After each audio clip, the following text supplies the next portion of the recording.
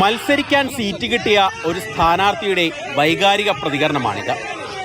താമര ചിഹ്നത്തിനു മുന്നിൽ സാഷ്ടാംഗം പ്രണമിച്ച് കണ്ണീരൊഴുക്കുന്നത് ആന്ധ്രാപ്രദേശിലെ നരസിപ്പൂരിലെ BJP സ്ഥാനാർത്ഥി ഭൂപതി രാജു ശ്രീനിവാസ വർമ്മ. ഇനി എന്തിനാണ് ഈ വൈകാരിക പ്രകടനം എന്നല്ലേ?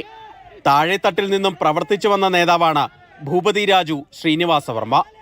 BJP അത്രയൊന്നും ശക്തിയല്ലാത്ത തെലുങ്ക് ദേശത്ത് താമര ചിഹ്നത്തിനു പിന്നിൽ കഴിഞ്ഞ 3 പതിറ്റാണ്ടായി അടിയുറച്ചു നിൽക്കുന്ന വ്യക്തി.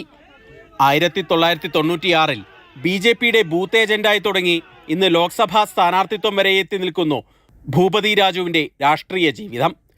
വികാരാധീനനായ സ്ഥാനാർത്ഥിയെ പിടിച്ചെഴുന്നേൽപ്പിക്കാൻ അണികൾ പാടുപെടുന്നതും ദൃശ്യങ്ങളിൽ കാണാം. അപ്രതീക്ഷിതമായാണ് TDP ജനസേന BJP സഖ്യത്തിന്റെ സ്ഥാനാർത്ഥിയായി ഭൂപതി രാജുവിനെ പ്രഖ്യാപിക്കുന്നത്. കുടുംബാധിപത്യം നിറഞ്ഞു നിൽക്കുന്ന ആന്ധ്രാ രാഷ്ട്രീയത്തിൽ അതിനെതിരെയുള്ള സന്ദേശമാണ് ഭൂപതി രാജുവിന്റെ സ്ഥാനാർത്ഥിത്വം നൽകിയതെന്നാണ് BJPയുടെ പ്രതികരണം. മാതൃഭൂമി ന്യൂസ്, ആന്ധ്രാപ്രദേശ്.